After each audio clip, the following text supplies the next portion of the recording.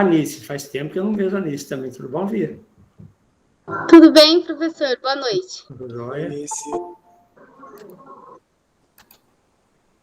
Peraí que ele tá virando um negócio aqui, vamos ver.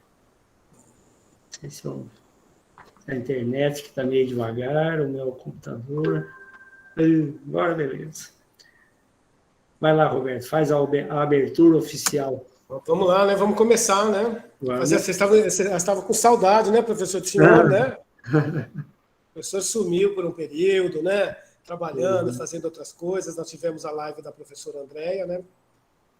E eu só vou falar algumas coisinhas rápidas para deixar o professor tratar da disciplina. Como vocês sabem, a professora Andréia, por questão de agenda dela, foi difícil a gente conseguir. Você viu que a primeira live dela a gente conseguiu ter que fazer na sexta, mas era uma live importante, o conteúdo que ela trazia era extremamente importante, então não dava para a gente cancelar, então a gente teve que adaptar. Então o professor vai dar continuidade, claro, a partir da abordagem deles, mas vocês fiquem à vontade para perguntar, dúvidas sobre o texto, tudo que vocês tiverem, vocês podem abusar do professor, por isso que eu vou falar de uma forma bem curta. É importante que vocês saibam também, tem os professores de turma aqui, a gente está terminando, parece que nós temos pouco tempo, né? Parece que tem muito tempo até o término do curso, mas não tem. Tá? Vai chegando nesse momento aqui, as coisas vão começar a ficar encavaladas, porque tem as disciplinas, tem os fóruns para participar, tem as atividades, apesar da gente, né, quem está trabalhando agora no curso, o ano passado foi cursista, sabe que a gente aliviou bastante coisa, né? Diminuímos a quantidade de atividades, a gente tinha uma atividade por semana, né? Então, você imagina a quantidade de volume que tinha.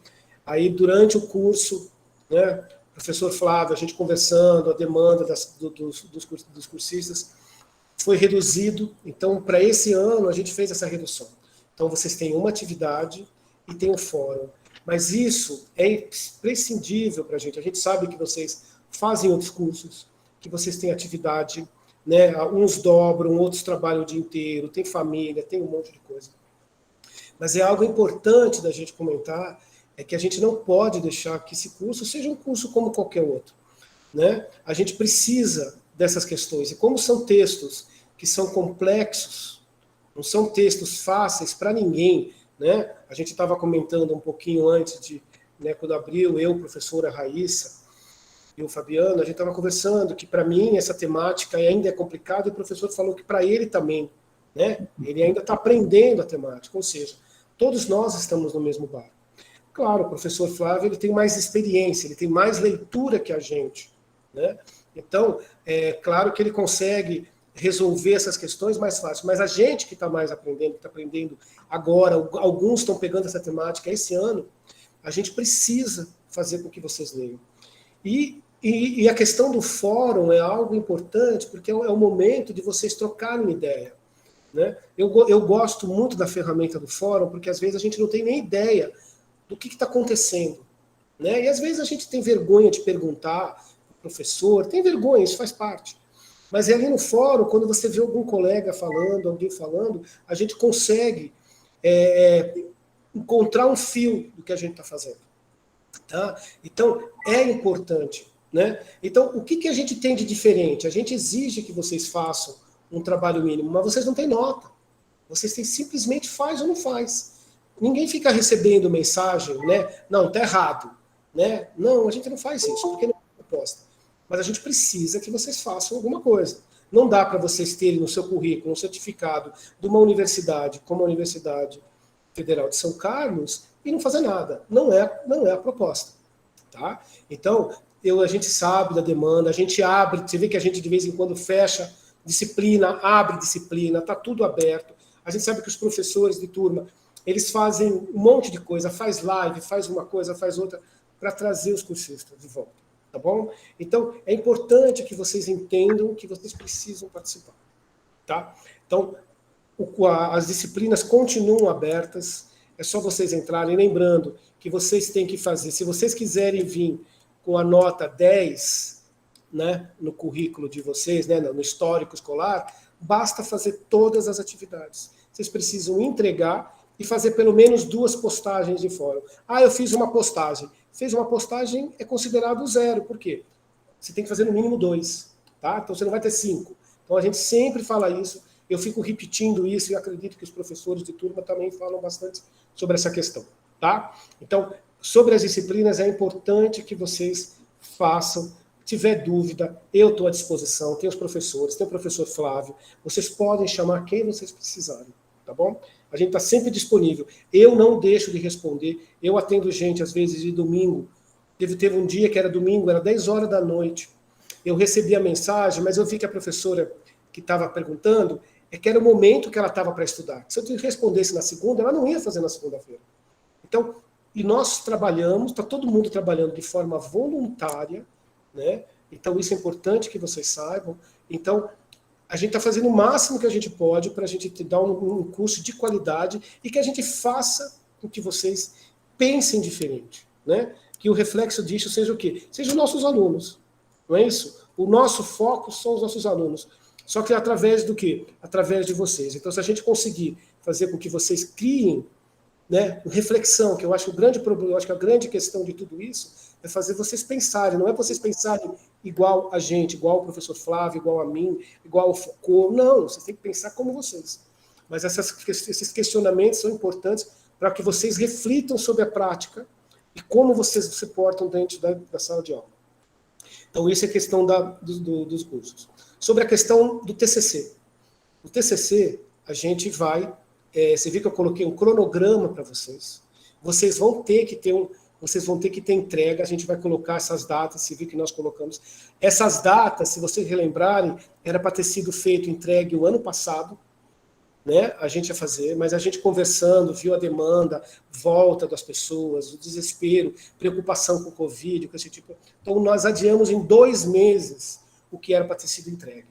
Tá? Então, a gente precisa correr porque a gente precisa terminar o curso no prazo. Por quê? Se a gente não termina o curso no prazo, a gente atrasa o quê? A certificação. Então, a gente precisa fazer com que as coisas andem dentro do prazo. Eu converso sempre com os orientandos, tá? Eu me disponibilizo, o professor Flávio também se disponibiliza com isso. Toda vez que vocês precisam de ajuda, e vocês precisam de algum apoio, a gente está perto, né? Eu procuro não interferir em nenhum tipo de orientação, né? Cada orientador tem uma forma de orientar, tem liberdade para escolher o que vai tratar com você, tratar textos, só que a gente conversa. Eu tenho dúvidas, né? Estava falando hoje com a Jéssica, que às vezes a gente precisa, né? Então, assim, eu estou orientando 11 pessoas. Então, você acha que eu domino tudo? Não domino. Então, às vezes, a gente sabe a estrutura, a gente consegue entender, compreender como que é feito um projeto, como é que é feito um artigo, mas algumas questões sistemáticas, a gente pede ajuda. Eu venho pedindo ajuda, eu vou trabalhar, por exemplo, com questão racial, eu conheço muito pouco, a minha leitura sobre isso é muito pouco. Né? Então, o que eu faço? Eu peço ajuda. Já pedi o ano passado ajuda para a Raquel. Né? A Raquel veio ano passado, tinha um aluno que trabalhava com questão de gênero na aula de educação física. Era complicado trabalhar com isso. Eu pedi para ela, falei, olha, Raquel, lê para mim o texto. Vivo conversando, pedindo para outros professores, para o professor Flávio, que tem mais experiência que a gente. Né? Com os orientandos, a gente sempre troca ideia, conversa, podemos fazer de um jeito ou de outro. Tudo para facilitar a vida de vocês, mas não para deixar com que a qualidade caia. Então, eu peço para vocês que concentre nessas questões. As disciplinas do curso que a gente precisa terminar e a questão do TCC. Tá bom? Então, professor, era isso que eu precisava falar para eles, para elas. Se o senhor quiser completar, por favor, se eu deixei de falar alguma coisa que o senhor acha importante da gente tratar também nessa sua concepção de curso, né? Que eu acho importante que a gente trate. Tá bom? Eu fiquei pensando nas coisas que você falou e 2 coisas que eu quero ressaltar apenas. Ou pelo menos, se não é ressaltar, pelo menos é dizer o que eu penso sobre. A primeira é sobre os eternos problemas com os processos de avaliação educacional, escolar, enfim. Não vou falar de avaliação educacional, não, vou falar de escolar. A avaliação dentro da universidade, ela não é muito diferente daquela que vocês vivem na escola do dia a dia. Ela tem princípios semelhantes, para não dizer os mesmos. E eu não sei quando que a gente vai se libertar desses princípios, porque, em geral, esses princípios tumultuam a cabeça do professor, do aluno, da família do aluno, enfim. Por quê? Que eu tenho insistentemente falado isso. Nós vivemos um modelo de educação e de escola voltado para si mesmo. Sabe, a escola existe para si mesma, a universidade também. A universidade tem essa coisa da extensão universitária, esse curso está no âmbito dessa extensão universitária, mas eu diria ainda que falta... A universidade está mais longe do que a escola básica, a educação infantil, o ensino fundamental, de se livrar desses modelos arcaicos de avaliação. E, na verdade, não se livra dos modelos, não só a universidade, como a escola básica também, porque não se livra de certos princípios. Mas eu não vou muito longe nisso, não. Tá aí, a gente estava conversando um pouco sobre o processo seletivo para mestrado, doutorado, que está aberto lá na UFSCar, pelo menos no nosso programa de pós-graduação em educação.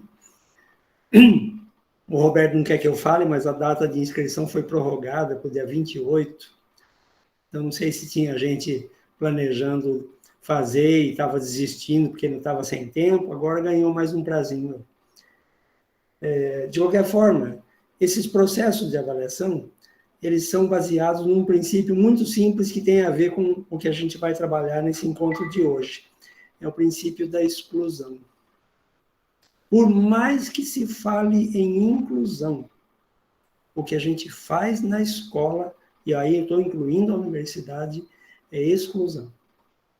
Eu não vou muito longe nisso, não, porque isso dá uma live só sobre isso, e uma live é pouco. Mas, para dizer para vocês que um dos temas que nós vamos trabalhar aqui hoje é sobre a instituição, e uma das coisas, um dos tripés da instituição moderna, não só da instituição escolar ou universitária, que é a mesma coisa, é a avaliação. Mas a empresa faz avaliação, a farmácia faz avaliação, o supermercado faz avaliação, a fábrica faz avaliação. E mais, a gente ensina, ou melhor, os meios de comunicação de massa, né? E aí incluída a escola, ensinam todos a avaliar.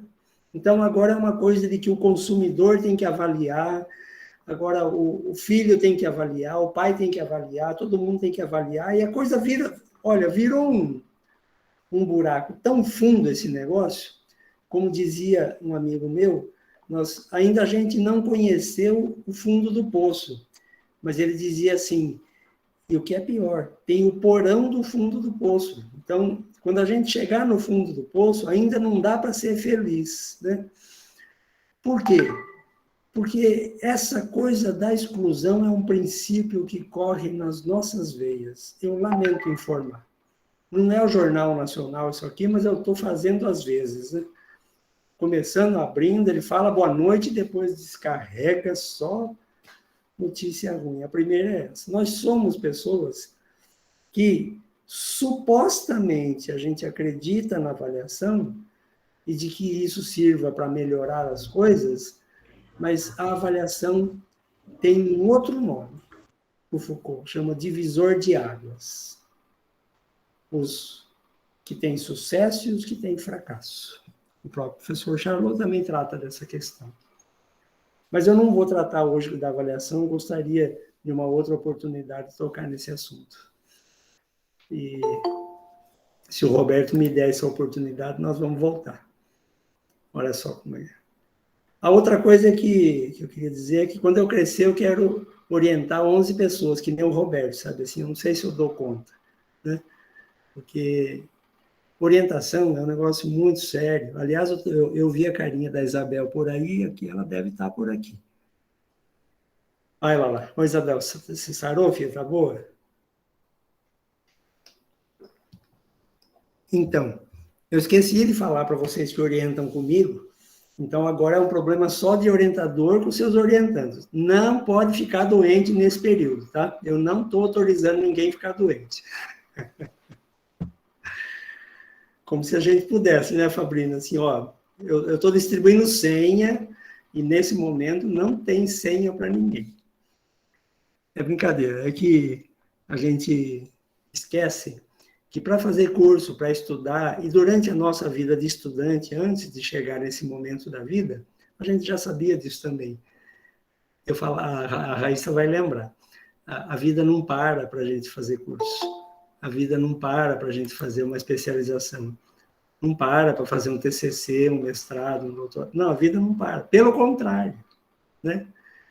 Eu não acredito nessa bobagem de astros, mas se os astros falam alguma coisa, eles falam assim, você entra no ano e na hora de fazer o TCC, eles apontam o dedo para você e falam, agora nós vamos pegar ele. Aí o computador queima 2 vezes, não é uma só. O pai e a mãe ficam doentes juntos, né? Quem tem pai e mãe ainda. Os irmãos começam a dar trabalho, todos os parentes resolvem visitar você na hora que você está tentando estudar, aquelas coisas. Você entende?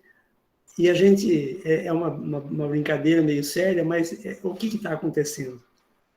Está acontecendo que a gente precisava, não que o dia tivesse mais horas, mas que a vida tivesse mais sentido no que a gente faz. Né?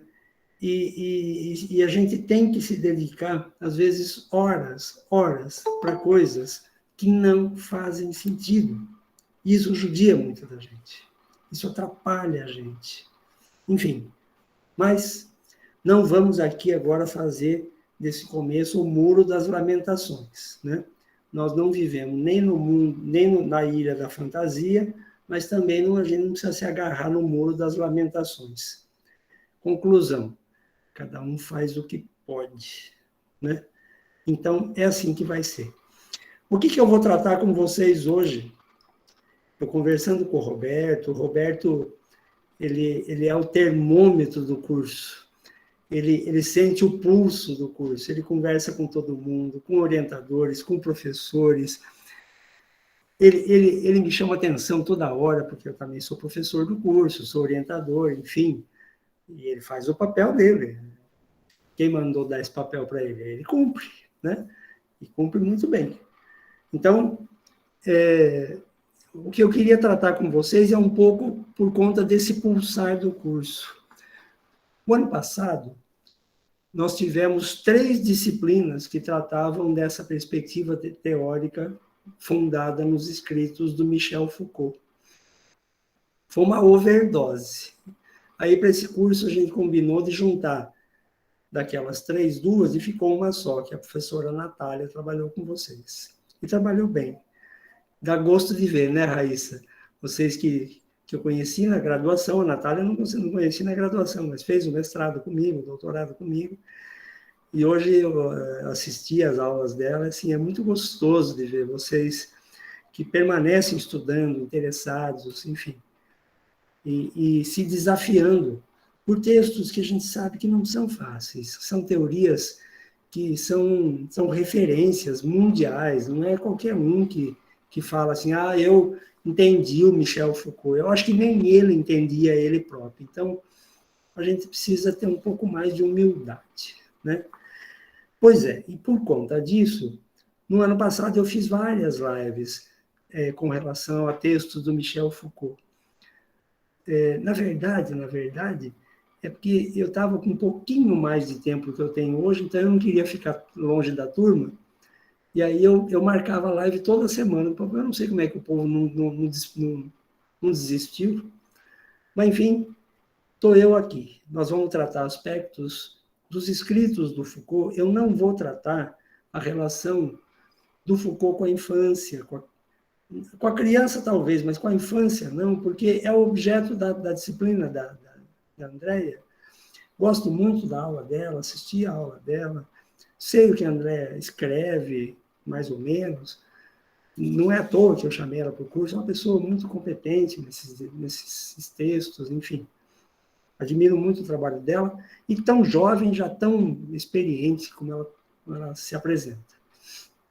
Pois bem, mas há aspectos da teoria do Foucault que são mais amplos e que não daria para ela tratar numa live.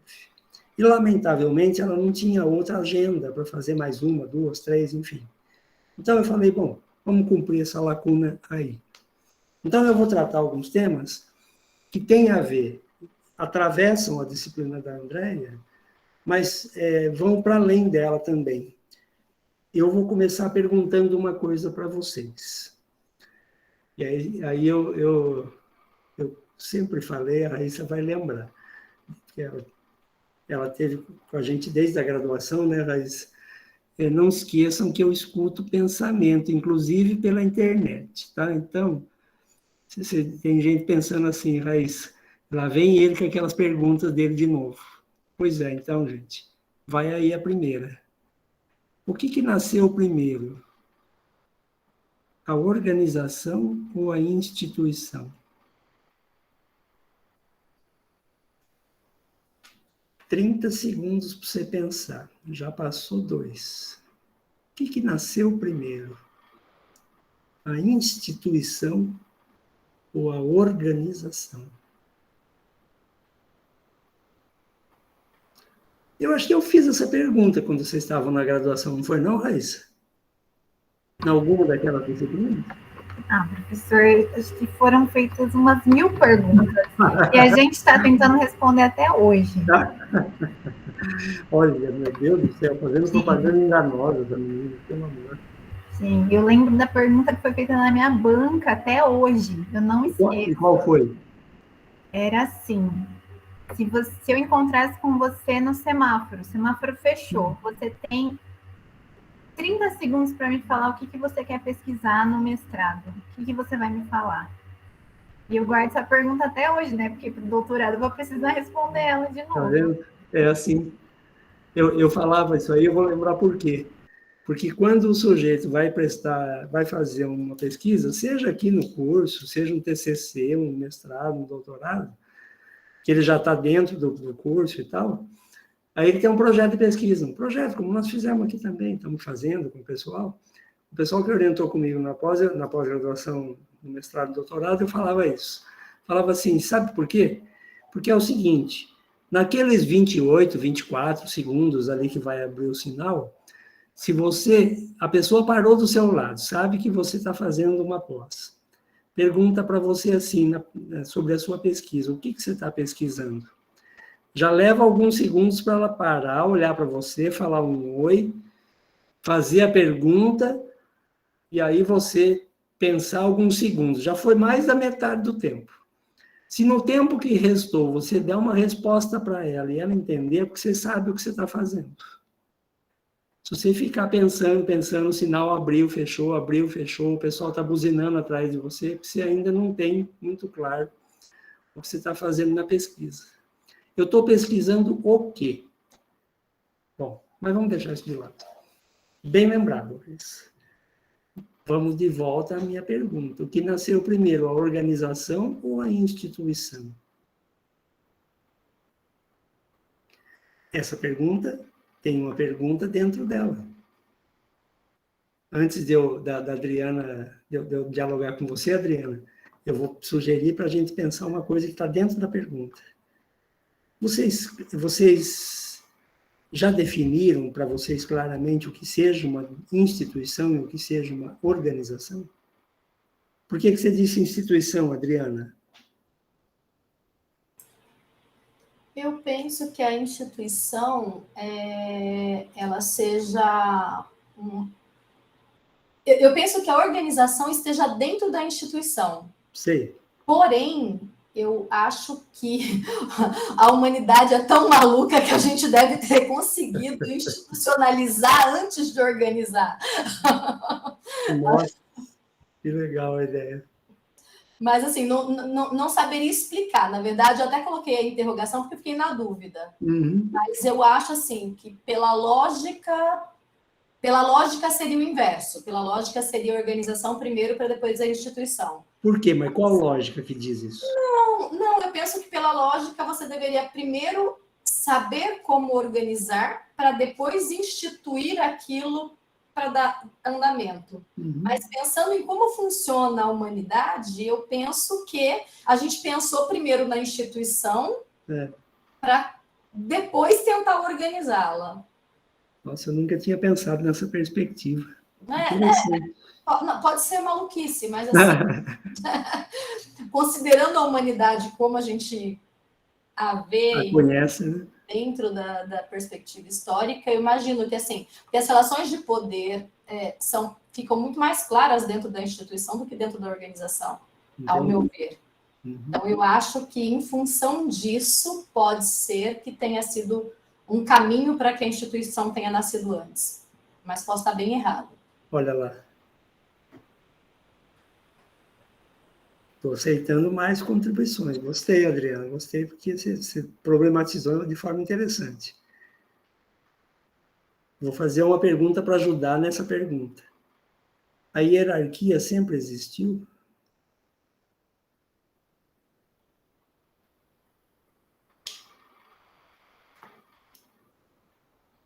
Você deve estar pensando assim, olha, o que ele quer dizer com sempre? Lá desde os caras das cavernas, talvez. Vamos falar da humanidade, né? Não vou dizer quando é que isso começou também, não sei, né? Mas vamos pensar. A hierarquia sempre existiu?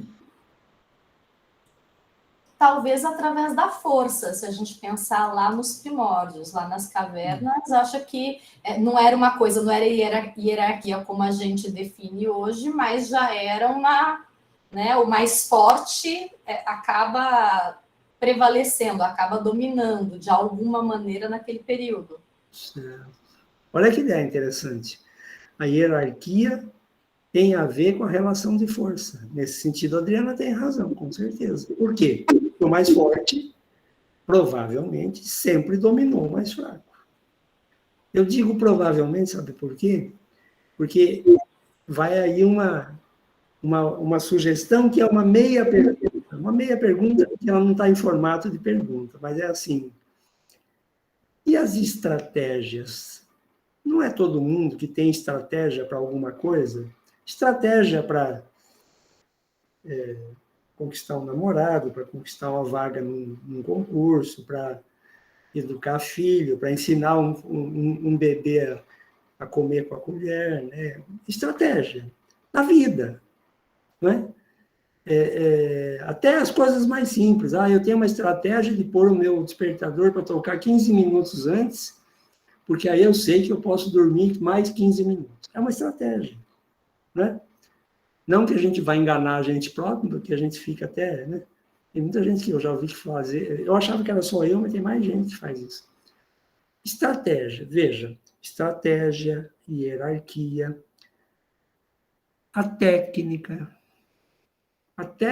no sentido dos gregos antigos, a arte de fazer alguma coisa.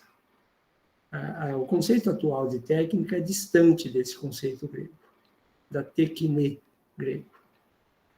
Bom, a questão de o que veio antes, a instituição ou organização, não adianta ficar encaminhando naquela direção de que é aquela pergunta do tipo do ovo e da galinha. Gente, aquela pergunta nunca fez sentido. Claro que o que veio primeiro é o ovo, não é a galinha. A não ser que você ache que a galinha surgiu assim, né? Tcharam, né? Evidente. Então, essa pergunta não faz sentido. Agora, a organização e a instituição são dois aspectos que caminham não desde os primórdios da humanidade, porque uma delas é mais antiga. A instituição é bem mais recente do que a gente imagina. De fato, Adriana, a organização vem antes, porque vamos pegar a palavra organização. A palavra organização, ela tem um radical que nos permite entender algumas outras palavras. Por exemplo, a palavra órgão. A palavra organização tem o mesmo radical da palavra órgão. E órgão é o quê? É um pedaço de um corpo. Né? Tem outros sentidos da palavra órgão também, né? Tem órgão na música, né, Roberto? Enfim, mas eu estou falando de órgãos de seres vivos, né? No reino dos seres vivos. Então, nós podemos dizer que organização e órgão têm o mesmo radical. Então, elas têm proximidades no seu campo semântico, no seu campo de possibilidades de significação. Outra palavra que também cabe dentro desse radical é a palavra ordem. E a palavra órgão e a palavra ordem, juntas, nos permitem entender um pouco os limiares da própria palavra organização, ou do que ela pode carregar consigo. Vou fazer um parênteses. Nenhuma palavra quer dizer nada por si mesma. A palavra é um veículo que carrega o sentido social do meio cultural onde ela ocorre. A palavra em si mesma não quer dizer nada. Ela não diz nada. Ela só diz no meio das relações sociais. Vamos já fazer uma ponte com Foucault? Todas as relações são sociais. E todas as relações sociais são relações de poder. Para o Foucault, ninguém escapa das relações de poder. Se você concorda ou não, se eu concordo ou não, a gente pode discutir, pensar e rever, etc, etc, mas essa é a proposta do Foucault. Então, a organização, como um dado formato da ordem social, já existia nos primórdios da humanidade, muito antes da instituição surgir. Eu diria mais, a forma como a organização ordenou os seres humanos, os seus desejos, os seus fazeres, os seus saberes, é que gerou a instituição. Por quê? Pela prática cotidiana, pelo vivido, pela experiência da vida. Então, o costume, de um lado, o hábito, e, por outro lado, essas internalizações, como aquela proposta pelo Bourdieu no Hábitos, embora aquele conceito, acho que tem hoje em dia bastante gente que diz que ele tem alguns problemas, e eu penso que tem mesmo, mas eu queria só reforçar o seguinte: a organização, uma das primeiras coisas que surgiu com o homem é a organização mental. E da organização mental associada à organização gestual, uma coisa não dá para dizer que veio antes da outra, não existe estudos que possam afirmar que o homem pensou primeiro para depois agir. Muita gente tentou dizer isso. O Descartes foi um deles, aquele filósofo francês, René Descartes. Mas a tese é absolutamente contestada hoje em dia. Outros disseram que não, os sentidos, o movimento do corpo é que veio antes. David Hume, um filósofo inglês, tentou nessa vereda e foi destronado também. Então, veja só. Se veio antes o pensamento ou o gesto, nós nunca saberemos. Olhando uma criança lá no berçário, a gente começa a se perguntar. Eu nunca trabalhei em berçário. E nunca trabalhei em escola que tinha berçário, eu nunca trabalhei na educação infantil. Mas eu tive filhos, de vários tamanhos, cores, formatos, etc, etc, mas, enfim, já dei a minha contribuição para aquela história de crescei-vos e multiplicar-vos. Eu multipliquei bastante, então já está de bom tamanho para mim. Por que eu estou dizendo isso? Porque a gente observa os filhos, principalmente quando são pequenos, né? E a gente vai acompanhando o crescimento deles dia a dia, né? Não sei se muitos pais aqui poderiam dizer se ele organizou primeiro ou se ele se movimentou primeiro. Não é fácil dizer. O fato é o seguinte: a organização tem a ver com o movimento e o movimento tem a ver com a organização. Por quê? A resposta não é tão difícil. O corpo não funciona sem a mente e a mente não existe sem o corpo. Simples assim. O que vem antes, bom, talvez não venha ao caso. Mas quando a gente pergunta entre a organização e a instituição, é importante. Por quê? Instituir é algo que tem que ser feito de fora para dentro, do sujeito, do grupo. É algo decorrente de uma relação de poder, portanto, tem que existir os sujeitos em uma dada organização. Então, a organização foi esse primórdio da humanidade. O homem não nasceu para viver sozinho. Ele sozinho, ele não sobrevive. Por mais que a gente ouça histórias lá do menino selvagem que apareceu na floresta na França, e outras histórias semelhantes, o Kaspar Hauser, coisas desse gênero, de crianças que cresceram entre lobos ou animais, tem um pouco de mito em torno disso, mas o fato é o seguinte, no geral, o indivíduo, ao nascer na espécie humana, se ele for deixado sozinho, ele nem sobrevive, ele nem se torna humano. Né? É pelo menos o que o professor Charlot diz nos seus textos, até aqui. Pois é. A gente organiza primeiro e institui depois. A gente institui, só é possível instituir a partir da organização. Em cima de uma organização. Por causa da organização. Por quê? Porque a organização, agora eu vou pegar de novo a palavra órgão. O órgão é um pedaço de um corpo. Pois bem, um indivíduo humano é um pedaço ou um fio do tecido social que é o corpo, do corpo social.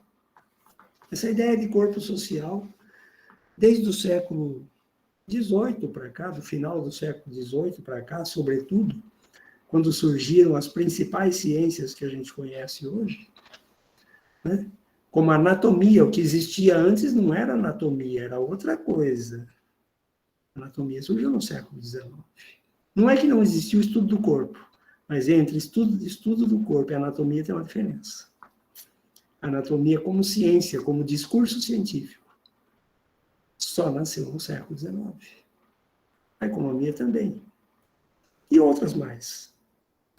A psicologia. Enfim, por que eu estou tratando disso? Porque organizar é um pressuposto da vida humana. Nós organizamos. E ao organizar, nós desorganizamos também. Por quê? Porque para eu organizar, eu preciso, como parte do tecido humano, do corpo humano, eu organizo sempre em relação ao outro, nem que seja o outro dentro de mim, a imagem que eu tenho do outro dentro de mim. E por que organizar é desorganizar? Porque para organizar, eu preciso mudar uma dada organização. Vou fazer um parêntese para você tentar entender um pouco o que eu estou dizendo e como é que funciona essa minha cabeça meio doida. Eu não sei os outros maridos dessa conversa presente, os que são maridos aqui, mas aqui em casa, ainda bem que a minha esposa não está perto para ouvir, mas eu tento até hoje entender. Eu entro no ambiente da casa, eu olho e falo, nossa, tá tudo fora do lugar, quer dizer, está tudo em outro lugar. E aí eu falo, desorganizou a minha cabeça, né? Porque eu vou procurar as coisas, não acho e tal, aquelas coisas. E aí você pergunta para a esposa, ela fala, não, eu organizei melhor. Mas para organizar melhor, tinha que estar organizado pior. Então, veja só, para organizar, a gente precisa desorganizar. Pois bem, vamos trazer isso para o campo do aprender. para você organizar um pensamento novo, você tem que desorganizar alguns pensamentos velhos, antigos. Que eles brigam lá dentro da sua cabeça.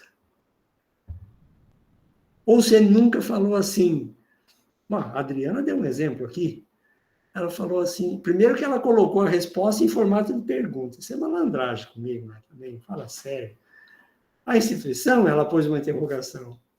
Eu falei, então, por que ela está pondo como pergunta? Eu falei, porque ela está em dúvida. Porque é assim que a nossa cabeça funciona. Uma pergunta, às vezes, desorganiza uma coisa que eu sabia. Joga tudo no chão. E aí convida você a reunir o que sobrou, né? Chacoalha bem a roseira, cai tudo no chão, você fala, bom, agora eu vou catar o que sobrou, né? E vou juntar. Juntar é organizar. Então, eu organizo, e ao organizar, eu faço duas coisas ao mesmo tempo. Eu reorganizo, ou seja, organizo de novo, e eu desorganizo, ou seja, eu desfaço uma organização anterior. Vocês estão comigo? Está fazendo sentido? Agora vamos levar para o âmbito do pensamento e para o pensamento que é trabalhar dentro da escola. Quando você propõe alguma coisa, e você, que agora que eu estou falando aqui, é você professor, você professora, educadora, no berçário. Quando você propõe alguma coisa, porque aquilo está no seu planejamento, lembre-se, você está desorganizando a cabeça da criança. Né? Ela tem uma organização que você provavelmente não conhece. Se você perguntar para ela como é que ela pensa e como é que ela vê o mundo, e a vida, e a escola, e as coisas, e a família, e o cachorro que late, ela vai dizer algumas coisas. Algumas delas vão te surpreender. Você fala assim, nossa, mas como é que ela pode pensar assim? Ah, é criança, né?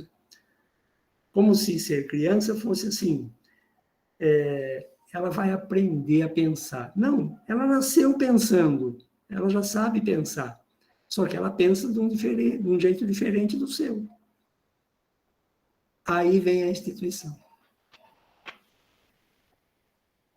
Eu vou pular uma parte, porque ia ficar muito longa essa conversa, mas o que a instituição faz? A instituição determina, ela institui. O que é instituir? É criar. Criar o quê? Em cima da organização, ela cria alguma coisa. Ela cria o quê? Ela cria uma dada ordem das coisas como se fosse a melhor ou a única aceitável. A única possível. Você nunca ouviu de uma professora ou sua, quando você era uma menina ou um menino, menina, menino, organiza essa carteira, olha a bagunça. Então, olha só, na cabeça da professora, que tem uma organização prévia, ela ficar na carteira de estudante, porque ela foi estudante antes de ser professora. É de um jeito, é um lugar onde tem um lugar para guardar as coisas que usam menos, que não está usando agora, onde põe a mochila, coisas embaixo da carteira, coisa e tal. E o que fica em cima da mesa é o que usa agora. E quem falou que é melhor para a criança aprender assim? Onde está escrito que é assim que a criança aprende melhor? Eu sei onde está escrito. Nos regimentos escolares. Mas o que é que está escrito lá? Está escrito assim, quem organiza a sala é o professor. E aí o professor que lê isso, ou ouviu isso um dia, ou alguma coordenadora falou em reunião, gente, organizem a sala. Ou a diretora passou na porta e falou, viu, organiza essa sala. Ou fez aquele olhar, né? Que sala desorganizada é essa, meu? Presta atenção. Veja só. O que era para ser uma coisa, aspas, natural, que é a organização, passa a ser uma coisa instituída. Passa pelo crivo da instituição. que é a instituição? A instituição é uma invenção humana que procura, vou dar uma dica agora para a Raíssa, colonizar o outro e a organização do outro. Foi para isso que ela foi inventada. Diz o Foucault, ele usa uma expressão mais forte. Ele chama a instituição... Qual instituição? Qualquer uma, inclusive a escola, inclusive a família, de aparato de sequestro. A instituição é instituição de sequestro. O que quer dizer com isso?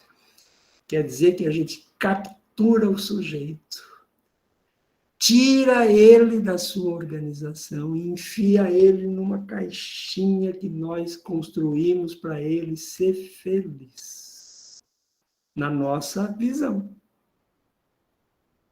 Olha só, vê se isso já aconteceu algum dia, em alguma escola, ou se você já ouviu falar.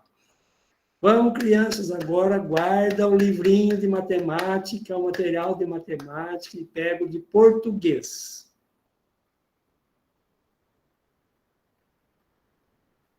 Por que eu parei e fiquei com essa cara de bobo? Por causa do seguinte. A rigor, guardar o livrinho de matemática, o caderno de matemática, para pegar o caderninho de português, o de língua portuguesa, é porque matemática não tem nada a ver com língua portuguesa, não pode pôr no mesmo caderno. Vai ficar bagunçado, vai ficar desorganizado. Para quem? Para a criança? Não.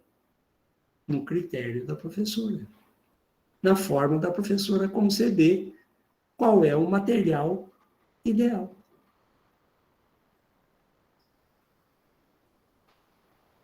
Eu não vim aqui para fazer crítica aos professores, não é disso que se trata, gente.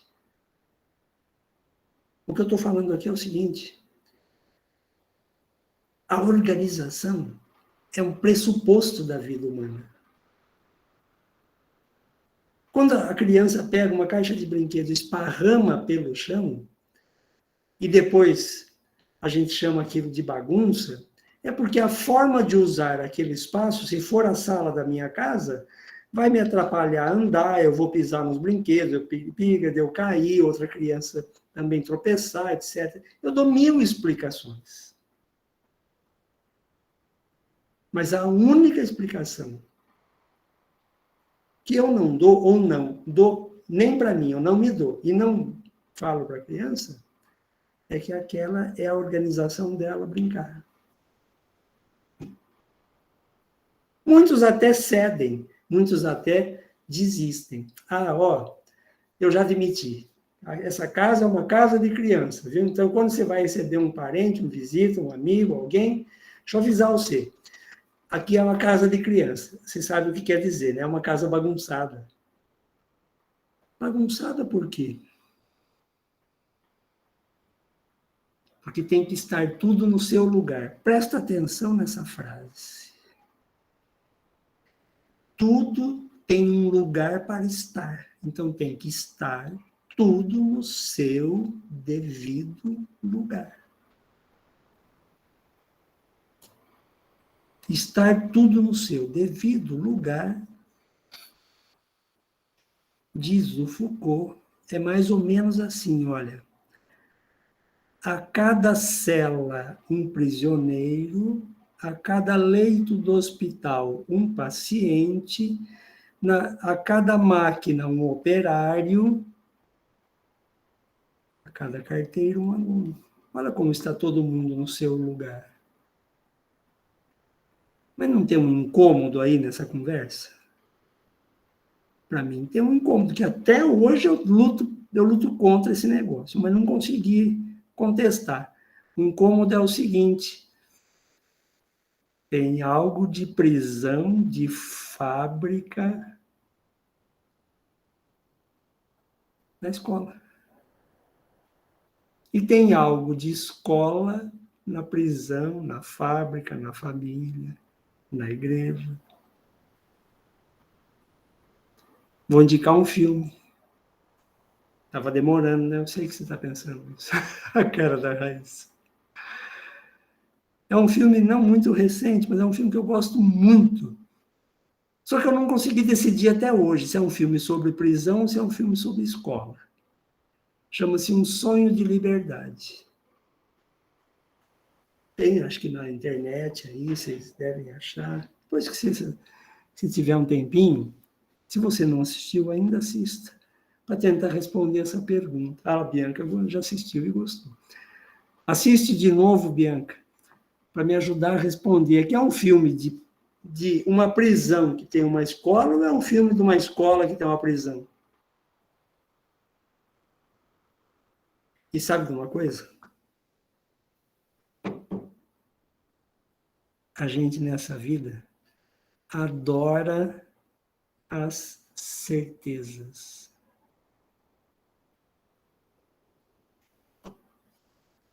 E a gente precisa delas para viver, eu sei disso.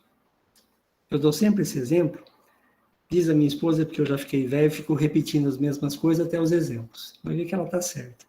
Se você compra uma caixinha de leite no mercado, primeiro que você só compra que você viu escrito leite. E você estava precisando de leite, gosta daquela marca, você vai e compra.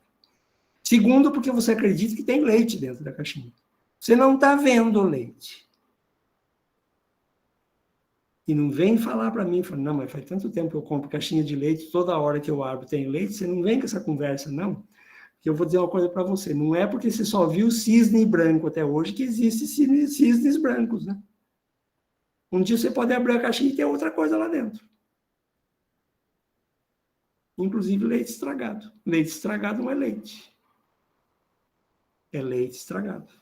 Então, veja só, o ponto nós estamos. Nós adoramos as nossas certezas. E uma das certezas é relativa à segurança. Tem um texto do Foucault chamado Segurança, Território e População, que é muito interessante. Mas eu vou abordar isso mais adiante um pouquinho. Roberto, não deixa eu esquecer que eu quero parar um pouco antes, para o povo ter tempo de falar, perguntar. Mas também vocês podem me interromper e falar, viu, gente? Tá bom? Uma das nossas certezas é que a gente adora a segurança. E não é à toa. Quem não quer se sentir seguro? Tem gente que acha que mudando para Porto Seguro ele vai se sentir mais seguro. Deve ser mesmo, né? Porque eu nunca fui lá, mas diz que é bonito. Sei lá se vai se sentir mais seguro. Mas o Porto Seguro, não a cidade lá da Bahia, mas o Porto Seguro é o desejo de consumo de todos nós. Você não quer ver só o Porto Seguro. Você tem uma filha adolescente, naquela idade, que quer sair de noite. Qual é o seu Porto Seguro? Primeiro, com quem você vai sair? Segundo, que hora você vai voltar? Olha, a gente tentando estabelecer o Porto Seguro, né? E aí ela sai e a gente fica que nem bobo, para lá e para cá, contando os minutos para ela voltar. É ela ou ele, né? É o Porto Seguro. Eu quero ter certeza que ela está bem, está segura. Pois é. Acontece que eu vou dizer uma coisa para vocês.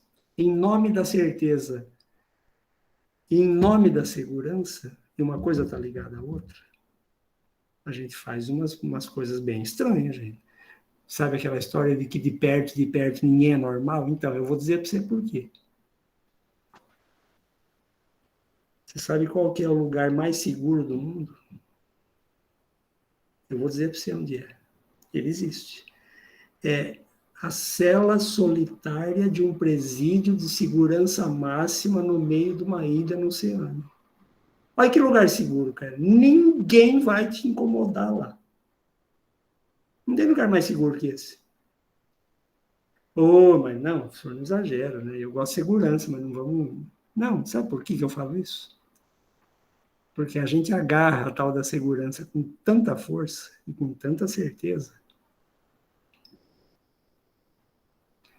que até as ideias ultrapassadas a gente fica agarrado nela porque ela me dá segurança. Sabe aquela coisa de, quando alguém pergunta, por que você está fazendo isso desse jeito, na sala de aula, com seus alunos? Por que você faz isso? A pessoa segura a boca para não falar tudo, mas ela queria falar, por que você faz isso ainda? Mas como ela é uma pessoa educada, né?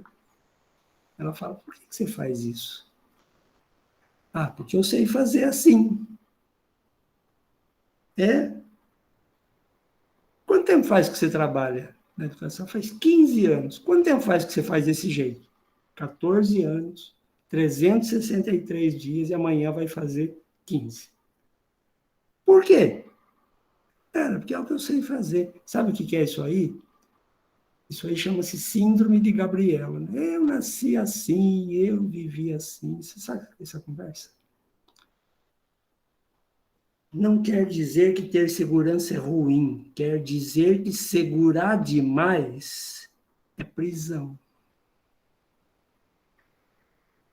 Dica número 2 para a Raíssa. Se você falar que fui eu nego até a morte, Raíssa.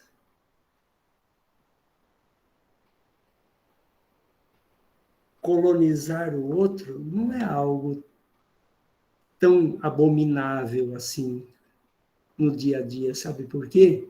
Porque depois que o outro está colonizado, e a gente só coloniza aquele que se deixa colonizar, diz o Foucault. Depois que o outro está colonizado, ele olha para você e diz assim, devo minha vida a você. Você é o meu melhor amigo. Às vezes é o marido, a esposa, a namorada, o pai, a mãe, sei lá quem. Mas a gente põe... É meio metafórico, mas a gente põe quase que a vida na mão da pessoa. Né?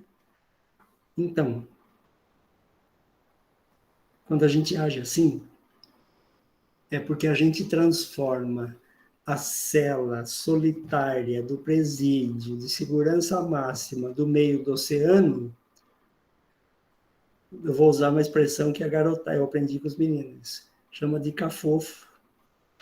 É uma cela, não, mas ela é decorada, eu pude pintar as paredes da cor que eu quis, desenhei até uma janela nela, me deram vasos de flores, eu pus ali, tem um incenso queimando no cantinho, tem um cheirinho bom aqui, papapá. Cara, mas é uma cela. Ah, não é uma cela, é a minha cela preferida do coração. Leia isso que eu estou falando como uma metáfora. Quantas dessas celas você não conhece ou tem na sua vida? Eu vou dar um exemplo dela. Lembra do 2 mais 2 igual a 4? É uma dessas celas. Do que eu estou falando? Eu estou falando que a gente se deixa colonizar por uma instituição colonizadora, e uma das melhores é a escola. E não estou aqui criticando as pessoas que trabalham na escola, eu trabalho na escola, gente. O que eu estou dizendo, nas melhores das boas intenções, também existem ações que colonizam. Então, quando o sujeito está colonizado, até o corpo dele responde à colonização. Quando ele está colonizado, ele está instituído. Instituído como? Ele está instituído no lugar de sujeito. E qual é o lugar de sujeito? Vamos lembrar o que é sujeito para o Foucault. O sujeito é o resultado, o produto da relação de poder.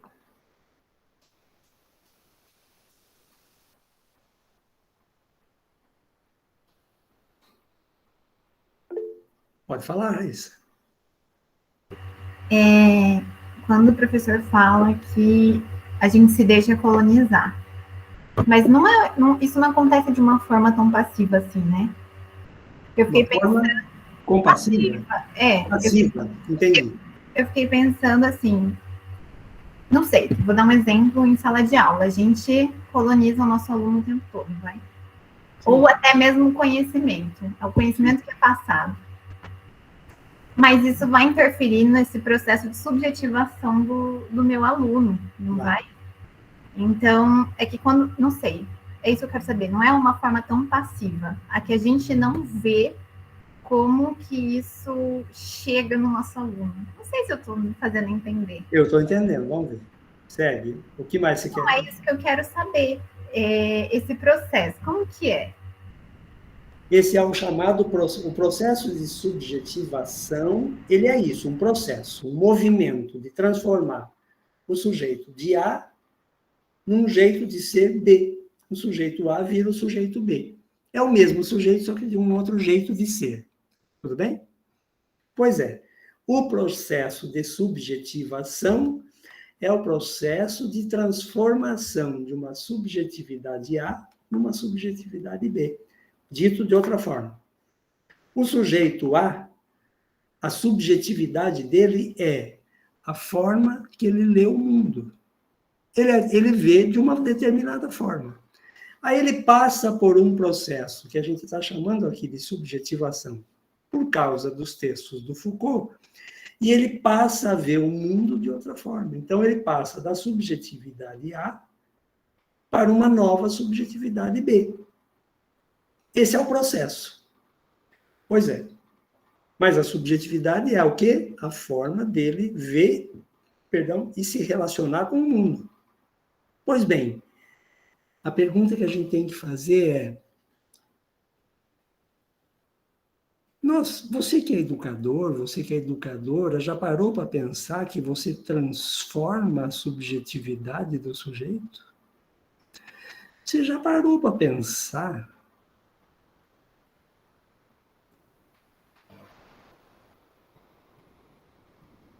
que a subjetividade nova que ele vai ganhar, ela é uma subjetividade exótica, estrangeira, que pode ser que não era aquilo que ele queria ser?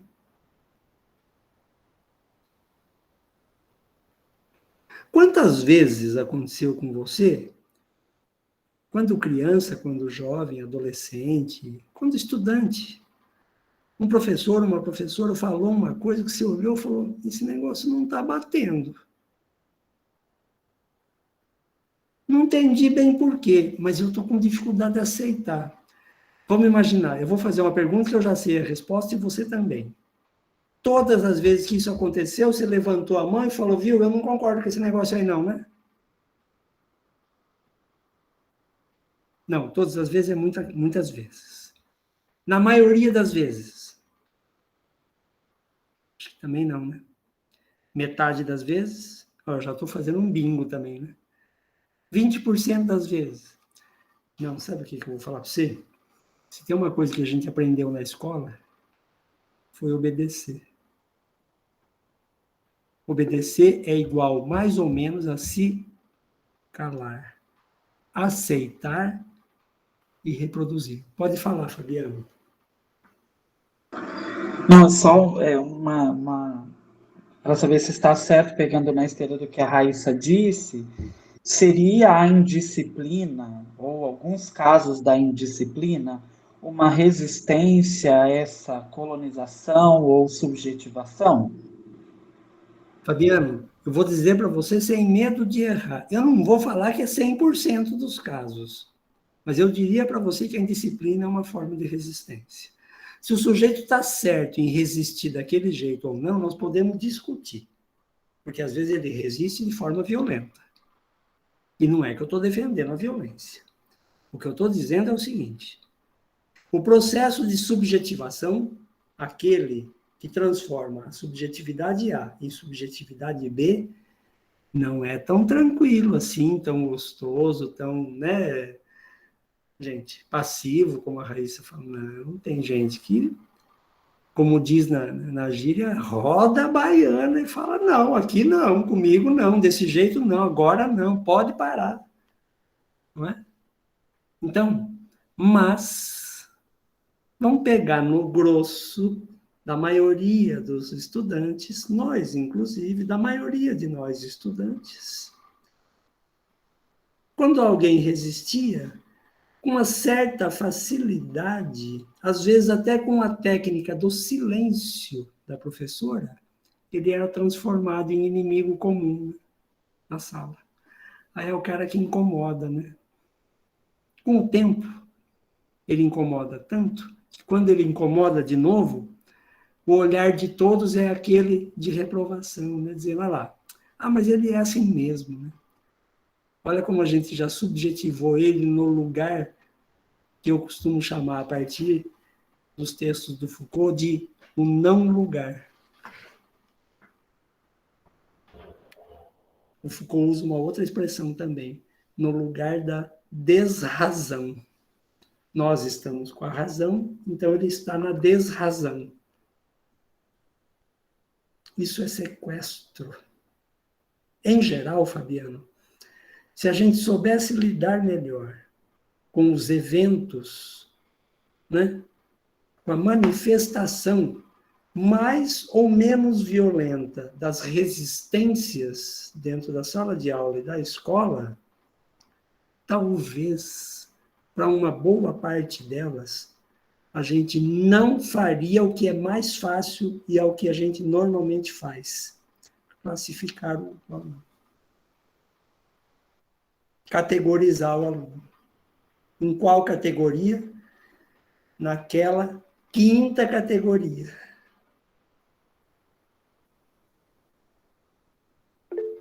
Pode falar, Adriana. Professor, e esse processo de colonização, ele não acontece só do professor para com o aluno, mas, sobretudo, com professores novos, professores que chegam novos na escola. É muito comum você se sentir nesse não lugar. Certamente. É muito comum você entrar na sala dos professores e escolher entre silenciar e deixar o negócio, tentar descobrir onde é que você está pisando, ou fazer parte daquilo, ou realmente se propor a algo novo. Mas é muito comum, principalmente quando você está iniciando. Dentro do início da profissão, ou numa mudança de uma escola para outra, é muito normal você se sentir nesse não lugar, sendo colonizada pelo grupo de uma maneira meio que sem muitas opções de escolha.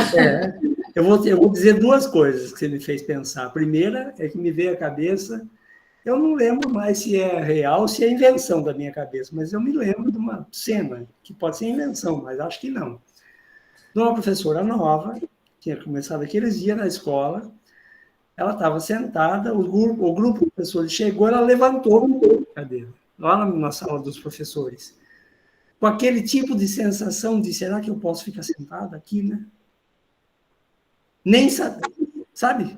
De ficar de pé um tempo para ver se ia sobrar um lugar para ela, e se não sobrar, tudo bem, eu sou novata aqui. Veja se pode um negócio desse.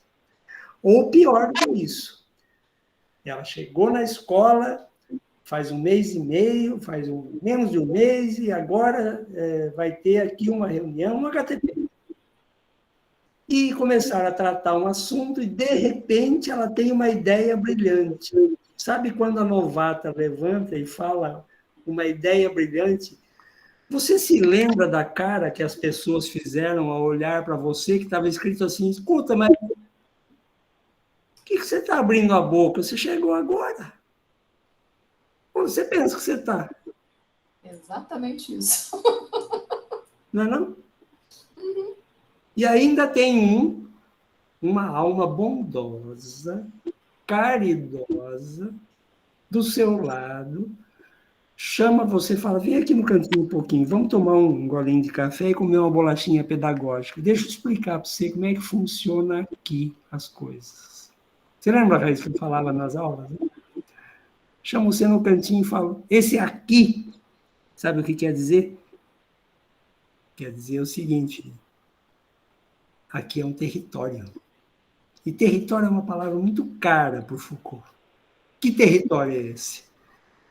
Eu vou usar uma outra expressão que ele não usa, mas eu vou usar. É um latifúndio. E tem um latifundiário aqui. Aliás, tem alguns. Mas tem a casa grande, tem a senzala e tem o quintal da senzala, viu? Você está lá. Então, resuma-se a sua insignificância, para dizer de forma elegante, é mais ou menos assim. Exatamente esse sentimento. Veja, eu gostaria que, ao ler isso no Foucault, falar, não é verdade, mas, cara, não dá, meu. Eu vivi em escola há muito tempo já para dizer que não é verdade. Que não é assim que as coisas funcionam. Mas a gente precisa perguntar, quem criou as coisas desse jeito? Vocês se lembram por onde eu comecei a conversa? A organização ou a instituição? A instituição veio depois. Mas eu entendo porque que não só a Adriana, talvez várias pessoas aqui pensaram, não, o que veio antes é a instituição. Sabe por quê? Porque a instituição faz calar a organização do sujeito. Mas ela organiza a organização do sujeito, só que de outro jeito, de outra forma. E às vezes de forma gentil. Olha, não faz assim, não. Não é muito bom você agir desse jeito. Viu? Para que ficar criando caso? E às vezes, longamente, a gente ensina o aluno a agir assim. E depois a gente ensina ele a ser dócil, né? Ser assertivo, obediente, e depois a gente vai lá no planejamento, escreve que quer ter um aluno crítico, criativo, para ele ser cidadão. Deixa eu explicar uma coisa para você. Você sabe o que é ser cidadão? É ser dócil cumpridor das leis do Estado. Eu, particularmente, não trabalho para formar cidadãos.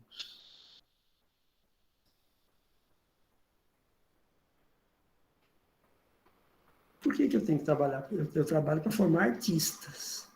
Ou arteiros, vai do jeito que você quiser. Né?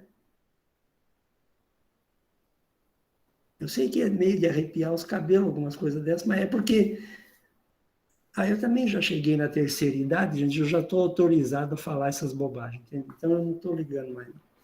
Veja só.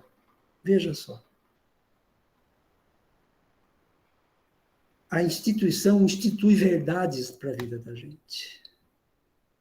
Organiza a vida, a cabeça, uniformiza a gente.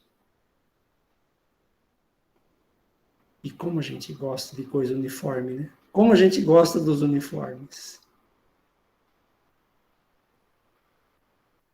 Sabe por que a gente gosta dos uniformes? Porque uniformiza o corpo e a mente. Porque eu percebo onde está a resistência. Por que eu ponho em fila? Para perceber quem que é que não para em fila. Quem que produz, então, o indisciplinado da fila? Eu, quando ponho eles em fila. Por quê? Por uma razão simples. Nós somos seres humanos, a gente não é robô. A gente não é peça no tabuleiro. Ai, me dá nos nervos quando eu escuto gente falar assim, às vezes em palestras, e grandes nomes falam assim, às vezes. O professor é a peça mais importante da engrenagem. Pode parar. Que conversa besta, gente. Que peça da engrenagem, que está doido? Sabe por que não? Porque na engrenagem, sabe o que essa metáfora é absolutamente nazista? Porque a peça da engrenagem, quando ela não funciona, eu conserto ela ou eu substituo ela por outra e descarto ela.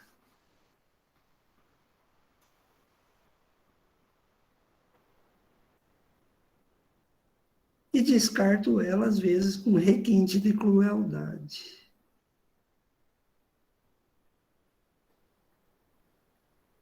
até com perguntas ingênuas ou sem grandes pretensões negativas.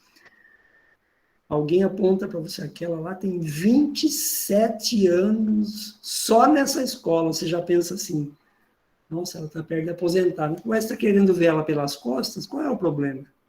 Não, você percebe como a gente...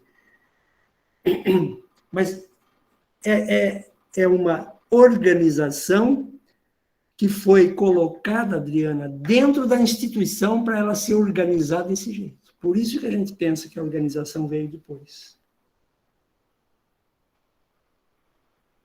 Porque a gente olha ao nosso redor. Mesmo quando a gente ainda não abriu os olhos de manhã, a instituição já está presente. Quando o despertador toca, é a instituição batendo no seu ombro, falando assim, vamos, você não é uma pessoa responsável, você não faz as coisas na hora certa, você não entrega os planos de ensino na hora certa, você não entrega a nota no dia certinho, levanta, filho, o que você está fazendo aí? Né? E se a gente acorda 5 minutos depois, já acorda com o fôlego alterado. Ai, meu Deus, estou atrasado. Então, e a vida vai se moldando dessa forma. Tudo que a gente vai fazendo. A gente vai permitindo essa relação capilar e sutil de poder, como diz o Foucault, se espalhar, se espraiar por todos os setores da nossa vida. A um ponto que, lá na frente, anos depois de escola, você não pensa por si mesmo mais.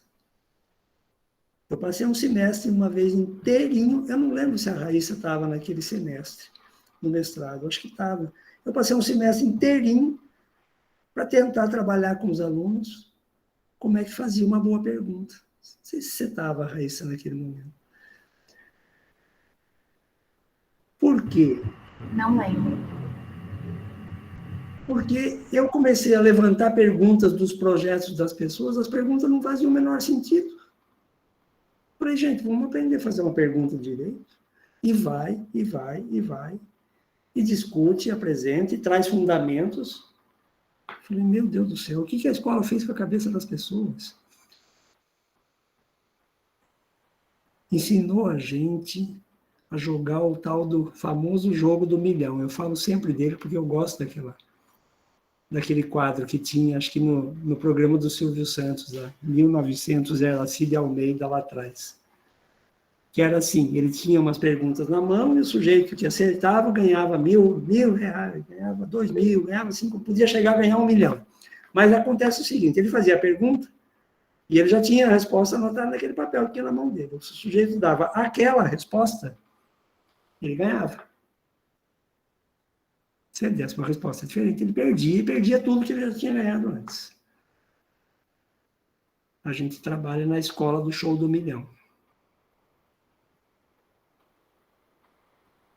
As respostas já estão dadas.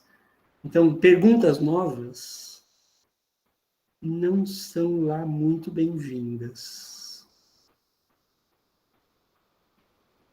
Pergunta que o professor não sabe responder, então, é a morte, não é não? E o que é pior, hein? Rapidinho as crianças aprendem a falar aquilo que a escola espera que elas falem. Professora, como você está falando que não sabe? Você é professora. Pois é.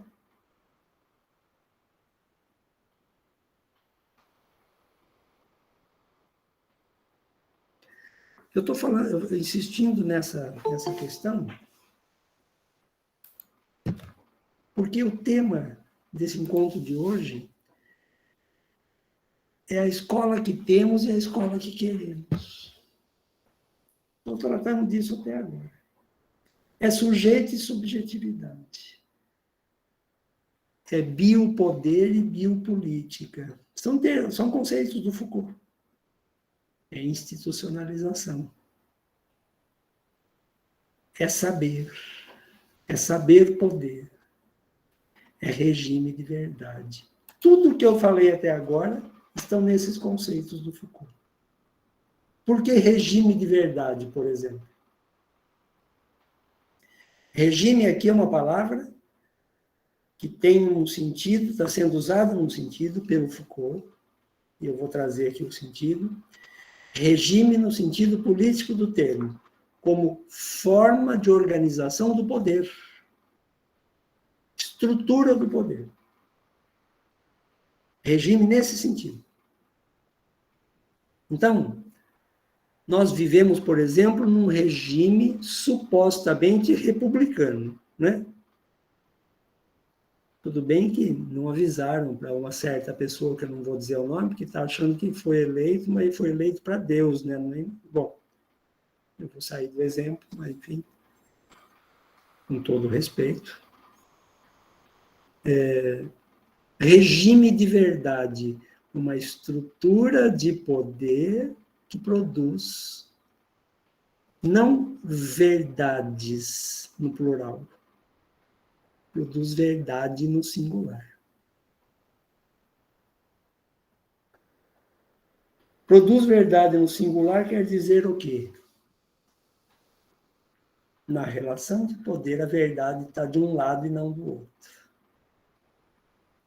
Que lado que é esse? Vamos pegar os lados na sala de aula. O lado do aluno, o lado do professor. Vamos pegar na reunião de HTPC, o lado da coordenadora pedagógica, o lado dos professores. Preciso dar mais exemplos? Nós estamos falando da teoria dos lados.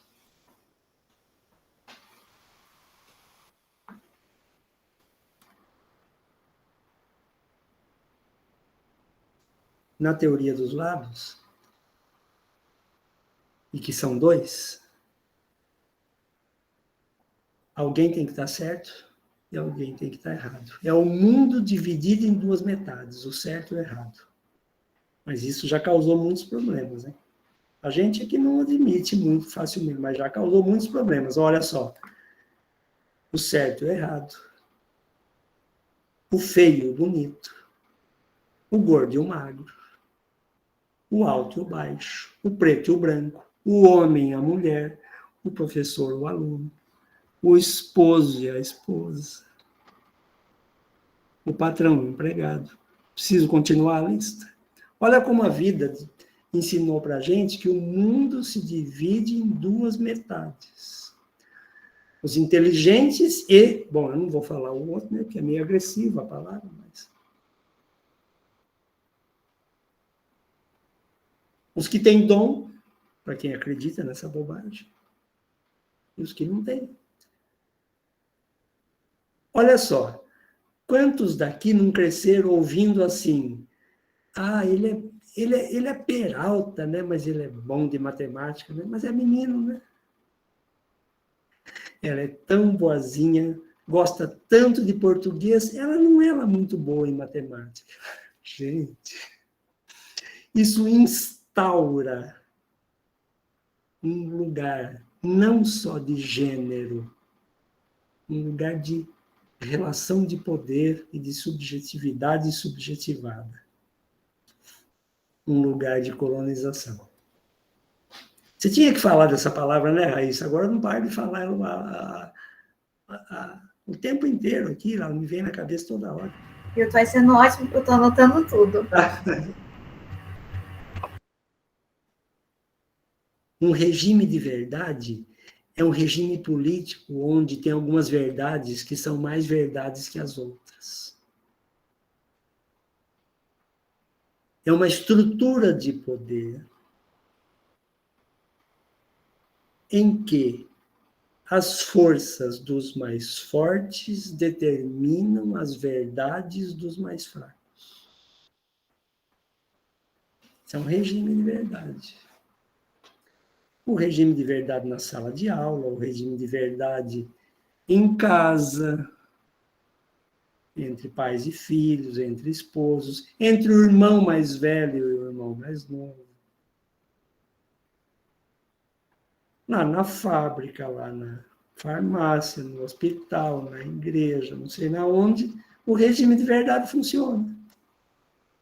E funciona estabelecendo o quê? O lugar devido a cada um. Esse é o lugar instituído para cada um. Um lugar criado para cada um caber nele. É um molde, uma forma.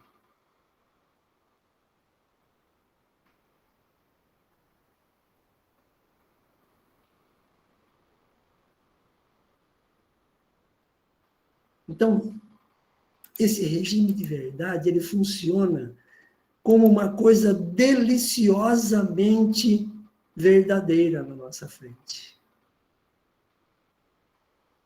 Que a gente defende com unhas e dentes. Quantos não defendem essa avaliação que exclui pessoas até hoje?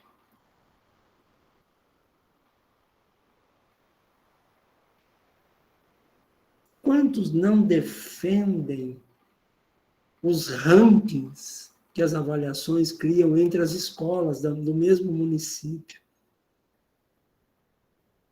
Quando saem as notas do IDEB, o que os diretores vivem, gente? Olha lá a cara dele, olha lá. O dele é o menor IDEB da cidade. A cidade tem 2 escolas, Então, alguém vai ficar no primeiro lugar, alguém vai ficar em segundo. Não importa se essa escola tem 2 ou se ela tem 1000. Mas tem um regime de verdade funcionando. Vocês estão entendendo o que é o tal do regime de verdade? É um regime que não precisa fazer força para que aquela verdade se transforme não na melhor verdade ou na verdade mais forte, mas na única verdade. Esse é o regime de verdade.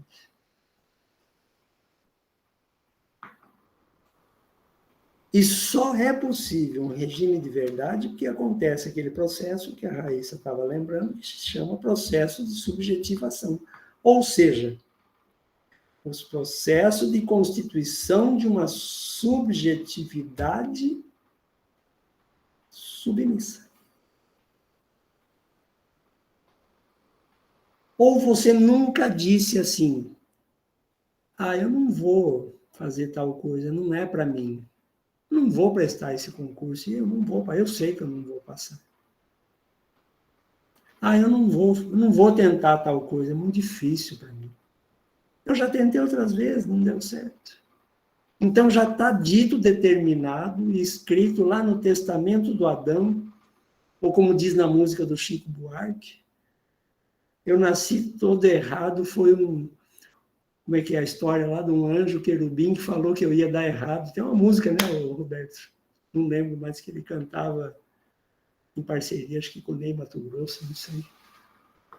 Eu lembro dessa versão, não sei que a música era ele que cantava, ou era dele também, não sei. Eu sei que ele dizia assim, nasci errado, sabe? Eu estou errado desde o início. Me acharam engraçado eu nascer na barriga. Acho que é até o fim, né? Até o fim, chama? Acho que é até o fim. Então. É até o fim. E essa música também já foi dada como exemplo pelo professor quando eu estava no mestrado. Aí, garota, muito bem. Nem eu lembrava. Até o fim. Eu nasci todo errado. Vai ouvir a música depois que você assistiu o filme, vai ver só. O que é uma subjetividade subjetivada, mas presta atenção. Por melhor que seja o processo de subjetivação, o poder do regime de verdade não elimina a resistência. Por que não? Se ele eliminar a resistência, desaparece o poder. Ele precisa da resistência para ele existir. Sem resistência, não tem poder.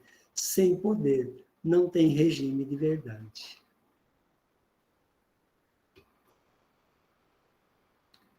Obrigado, Fabrino. Nossa, eu adoro quando o povo faz isso, gente. Você fala um negócio aqui, não dá 2 segundos, alguém já põe ali e fala, aqui, tá aqui, gente.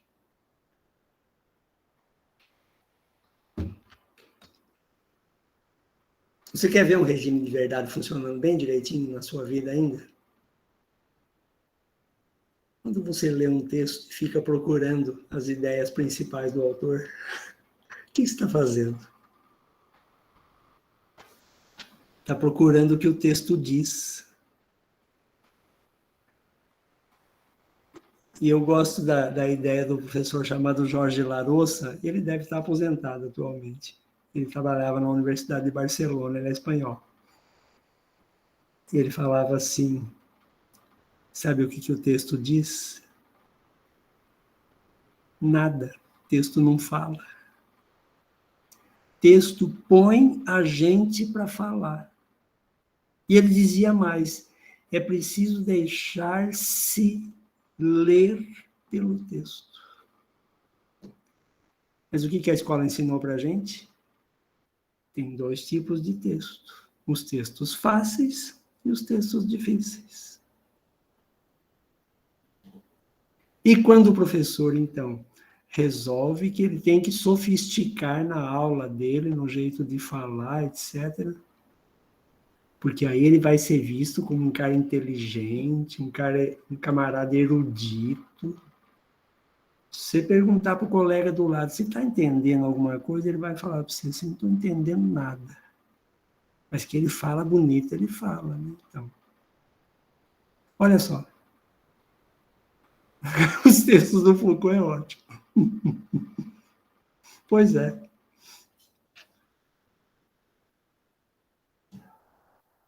Você precisa ler coisas dele quando ele estava mais solto um pouco. Você pega os ditos e escritos, tem algumas entrevistas dele, onde ele se soltou um pouco mais, aí a gente dá até risada com algumas coisas que ele escreve e fala, meu, o cara era doido. Gente, eu vou parar aqui. Acho que está de bom tamanho. Mas continuo aqui para deixar vocês soltarem a língua um pouco, vocês estão muito quietos. Estão muito subjetivados no lugar do não falar.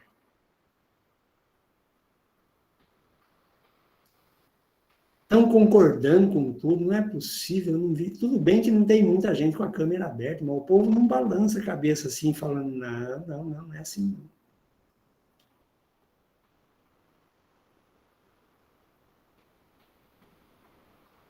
A Anice tem cara de quem contesta.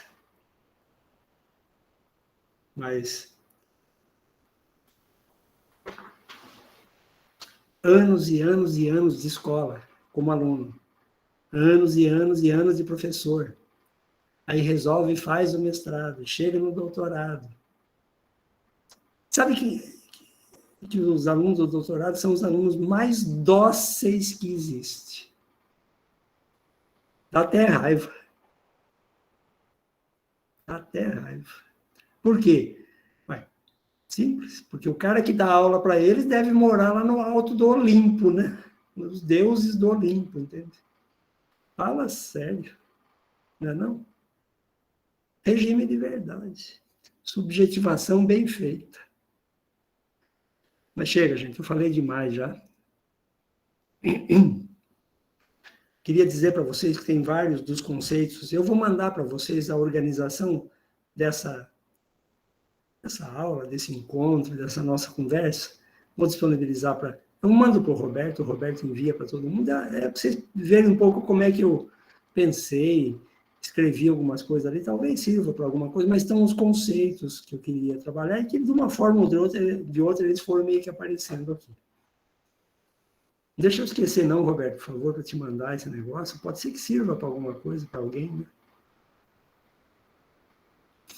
Pode deixar, professor. A gente vê.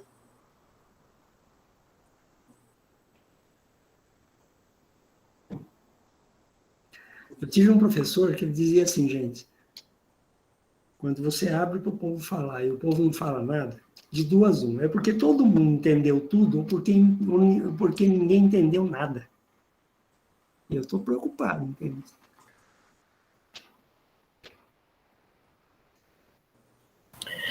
Olha, professor, no meu caso, é porque está fervendo tanto a minha cabeça dessa ordem de poder e mesmo tanto nas instituições ou na prática do cotidiano, né?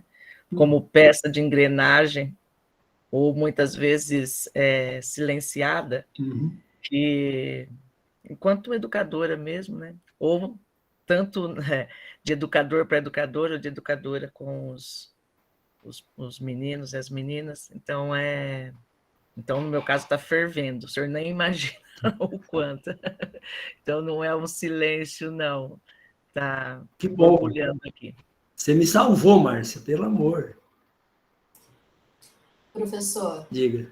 o senhor falando sobre esse professor Jorge Larossa, eu lembrei de um diretor de teatro que trabalhou bastante tempo comigo, que ele costumava dizer isso sobre a arte. Ele dizia assim, se você vai assistir uma peça de teatro ou vai no cinema assistir um filme e você sai de lá e vai direto para casa, com certeza aquilo não te disse nada, não serviu para nada. Olha que coisa. Mas se você sair do teatro, da porta do teatro, na porta do cinema, e olhar para quem está com você e falar assim, vamos ali no botequim conversar um pouco sobre isso, ali começou a fazer sentido. Ele fala assim, se sair e for para casa, eu já sei que foi uma porcaria o nosso trabalho, e que a gente tem que começar de novo. Ele sempre discute isso. Ele fala assim, o papel da arte é a discussão, é o embate. Né? E é bem em torno disso. Na verdade, então, eu posso dizer que a Márcia acaba de dar um exemplo de como é que a gente deve trabalhar e pensar diante das coisas que a gente ouve, com arte. Só que ferve a cabeça, né, Márcia? Sim. Muito, né? Cozinha os miolos. Mata os piolhos. Desorganiza o pensamento. Desorganiza o pensamento. Ô, professor, uma coisa assim, quer dizer, eu fico olhando. É possível pensar diferente disso? Roberto, eu não estou acostumado a perguntas difíceis antes das 20h45, mas vou abrir uma exceção para você. É possível. Mas precisa ter um pouco de arte. Um pouco de arte, um pouco de filosofia, um pouco de poesia, um pouco de olhar e falar, viu, vamos ali tomar uma pinga, eu preciso conversar, gente, eu preciso pôr para fora. É possível, Roberto, porque a gente olha dentro da escola e você olha assim para o trabalho de uma pessoa e fala, nossa, gente, quando eu crescer eu quero dar aula desse jeito. De tanto que você olha e fala, que prazeroso, que pessoa que... Né? E é toda a aula dela daquele jeito? Não, às vezes não. Mas eu usava um medidor, sabe? Com a minha filha mais nova, com as outras também, mas com a minha filha mais nova, se ela saía sorrindo a hora que ela saía da escola.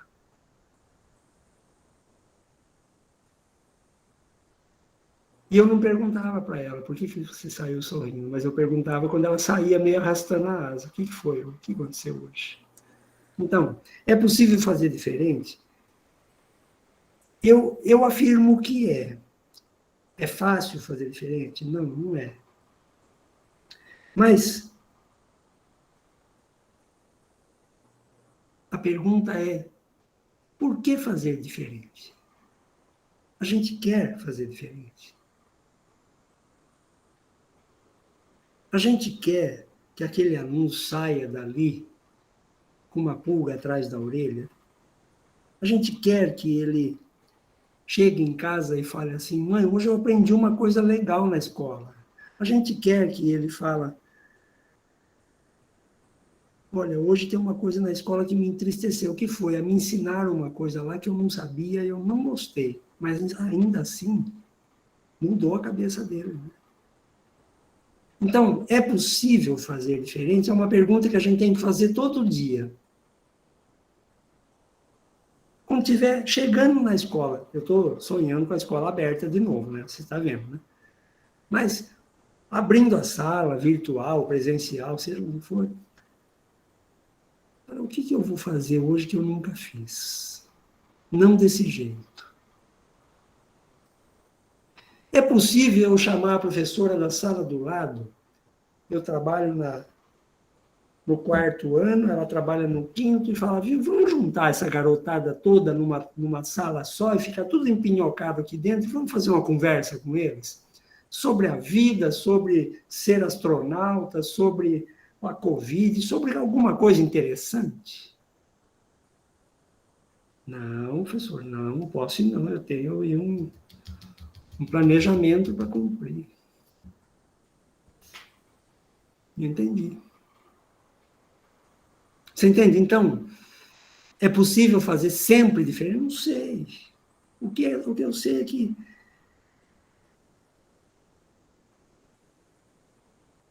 vamos fazer o seguinte, vamos fazer a pergunta do Roberto na seguinte situação. Você está na mesa de cirurgia, o sedativo ainda não fez efeito, e você está ouvindo a conversa de 2 sujeitos que estão ali, um mais novo e um mais velho, são 2 médicos que vão participar da cirurgia, e o mais novo pergunta assim, doutor, o senhor fez muitas vezes essa cirurgia? Fiz, tenho bastante experiência nisso. Então, o senhor sabe o que vai dar? Olha, essa cirurgia é tranquila, a gente domina essa técnica, você escutando. E o mais novo fala assim, viu? Algum já morreu? Já, você acha que eu sou Deus? Lógico, né? Aí você apaga. Eu te pergunto. E se a outra pergunta fosse assim, o senhor vai fazer alguma coisa diferente hoje? Eu te pergunto, você não está torcendo para ele fazer? Ou para ele fazer exatamente do mesmo jeito que ele fez todas as vezes?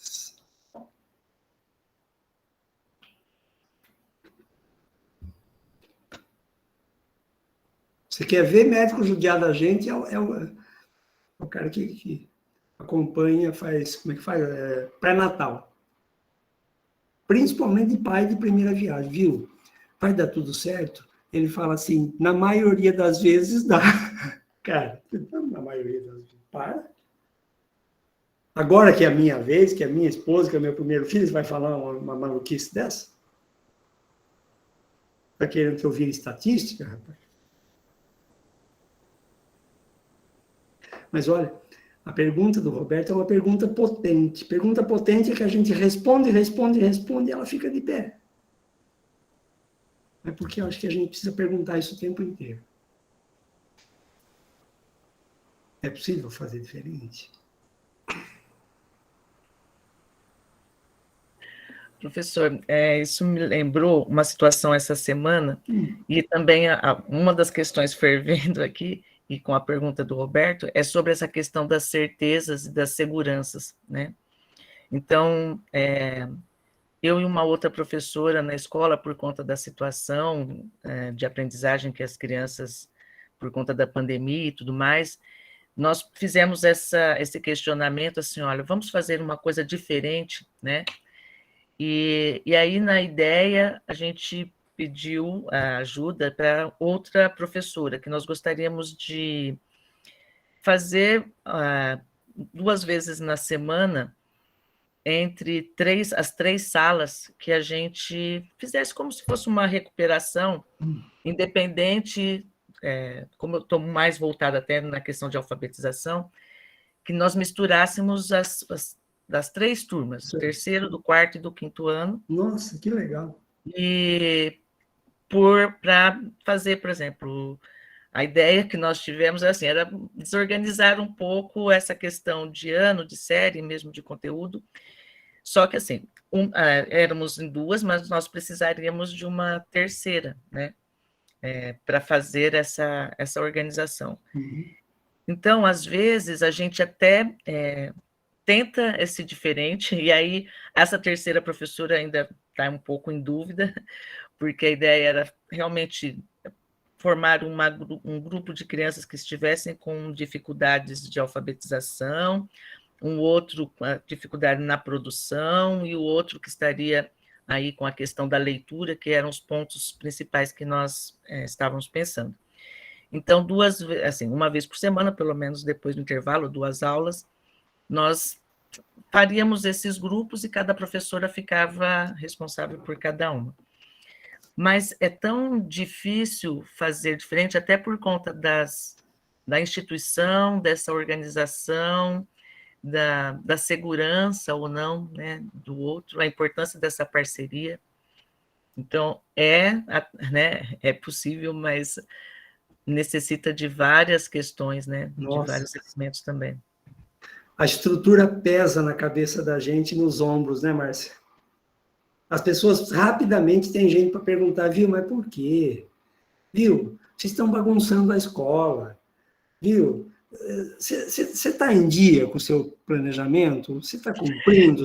Uma outra pessoa me perguntou assim, mas por que você não faz isso, então, dentro da sua própria sala? Isso, mistura os alunos lá dentro.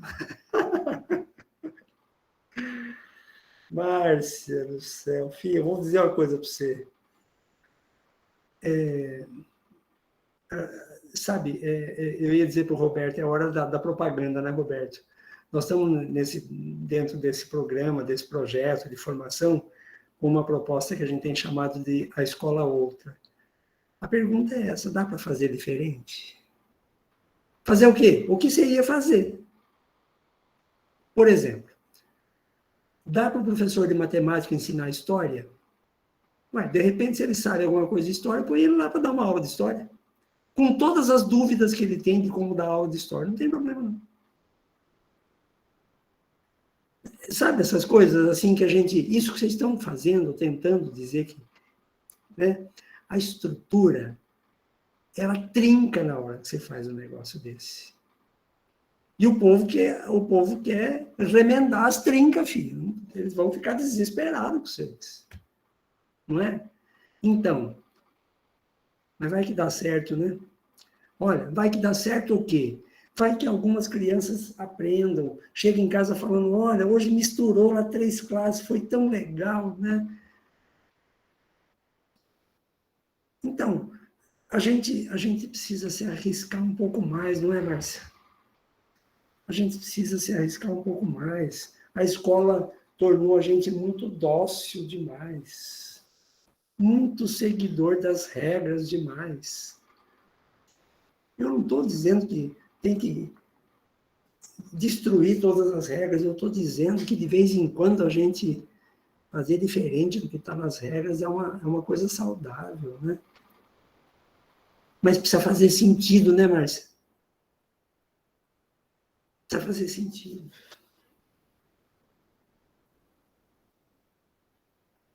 Na proposta da Escola Outra, nós estamos desafiando 2 escolas aí de Hortolândia a pensar diferente.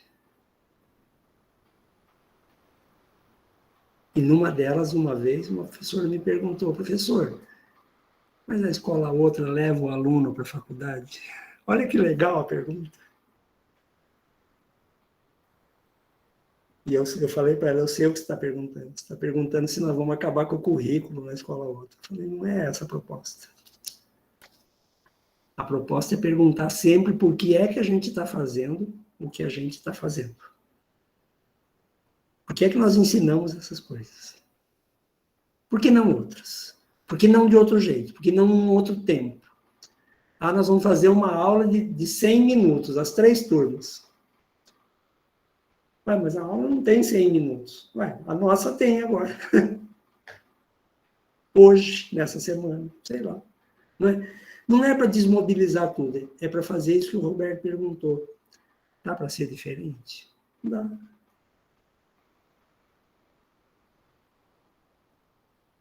Mas sabe o que acontece, Márcia? Eu diria para você, as pessoas têm medo do novo. O novo assusta as pessoas. O mesmo é a história da segurança, que eu já falei do presídio lá. O mesmo eu já sei fazer, é o mesmo. Estou agarrado nele. Sou um bom professor no mesmo, hein? Dá para ser um professor ou outro, né, Roberto?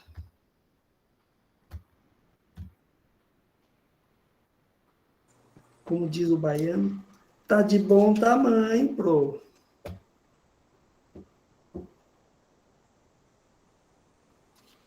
Então.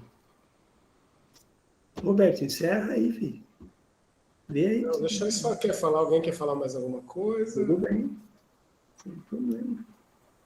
É exatamente isso que o professor tinha contado, né? Porque às vezes as pessoas me perguntam, né, sobre essa questão, o que é a escola outra? Né? Aí eu passo sempre a pergunta para ele, é possível, né? Porque não existe, né, a fórmula, né? É isso, né, professor? A gente descobre junto, e com certeza, a hora que a gente achar que é escola outra, a gente encontrar essa escola outra, ela já não é mais a outra, ela já vai ser a mesma, né? É. E a gente gosta de modelos, né, Roberto? É, exatamente, né? As caixinhas, né? Outro dia eu estava vendo a Fabrina falando sobre a questão da caixinha, né?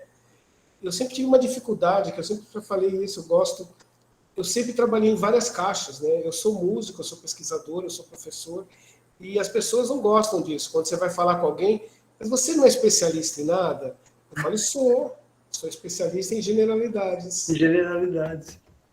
Em relação com o saber. Exatamente, porque senão a gente fica preso, né? As pessoas, a sociedade exige que você seja um especialista em algo específico. Eu não funciono, a minha cabeça não é assim, né? Então, às vezes a gente tem que tentar outros caminhos, né? A gente tem que tentar outras coisas. E a escola outra é isso, né? A gente vai descobrir junto, né? Eu costumo dizer que eu tenho uma definição de o que é o especialista. O especialista é o sujeito que sabe quase tudo sobre quase nada. Exato. Mas também, professor, a gente tem que tomar cuidado que hoje em dia, que está na moda pelo movimento, são os palpiteiros. Aqueles que não sabem nada e acham que sabem tudo também. Né? Temos que tomar cuidado com as coisas também, né? Porque dá a impressão, às vezes, que pode ficar tudo na superfície, não exatamente. Não nada. Não é isso. Exatamente, não é essa a questão. Não é essa a proposta. É justamente o contrário. Na superficialidade, a gente ficou até hoje. Quer fazer diferente? Vamos aprofundar o negócio? Eu não sei nada de física quântica. Vai estudar um pedacinho e vai trabalhar com as crianças do primeiro ano. Eles vão estudar com você e vão aprender com você física quântica. Ué, quem falou que não pode? Onde está escrito, né? Lá nos planejamentos de ensino está escrito que não pode. Quer ver outra verdade que a gente acredita muito? Depois de adulto não se aprende outra língua.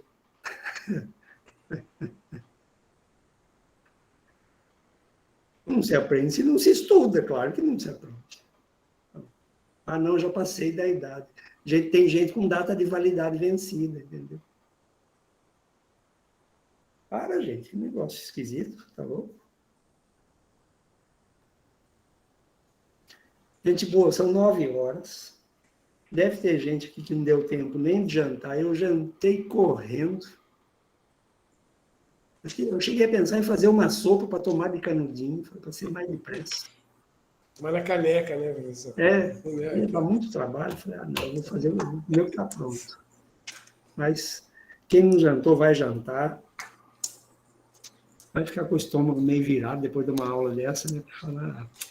A Adriana vai para a balada, professor. Então. A cabeça já está virada, né? Mas a Adriana você vai para a balada, você não falou? Eu? Se a aula não é boa, se a coisa é boa, você tem que conversar, você tem que falar para as pessoas. Você vai convidar quem para ir para o boteco agora? O máximo que eu posso convidar hoje é só o Punk, é só eu e o Punk que moramos aqui. Esse cachorro, ele é quase Foucaultiano já. Ele conversa comigo. Coitado do cachorro. O Punk é ótimo. Gente, uma boa noite para vocês. Que essas coisas todas possam sentir boas ideias, boas perguntas para vocês, perguntas novas, né? Desafios novos, tá bom? Foi um prazer estar aqui de volta. Em breve eu quero marcar outra para a gente conversar outras doideiras aí, outras coisas. Tá bom, Roberto? Tá bom, professor. Você vê que o povo está meio com a asa meio arrastando, você me chama, que aí eu faço arrastar as duas. E depois eu disponibilizo, o professor disponibilizando, eu ponho lá no canal para vocês poderem, a Raíssa principalmente, né, Raíssa? Então. Que está ali, ó, tá vendo? Ó, até dia 28. Não pode ser até dia 28, tem que ser no máximo até sexta-feira. Até sexta-feira. Eu vou mandar já. Passar o carnaval fazendo coisa, hein? Exatamente. Tá certo. Gente, uma boa noite. Obrigado, professor. Obrigado. Boa noite. Tchau, tchau. Boa noite. Boa noite. Não das duas asas. Eu estou desesperada depois Vai lá. Tchau, gente. Tchau. Até mais. Fiquem com Deus. Até mais. Tem que parar a gravação, professor. Vou parar, peraí. Bem lembrado. Interrompi. Tchau, boa noite. Tchau, Fabiano. Boa noite, obrigado. Amanhã eu encaminho.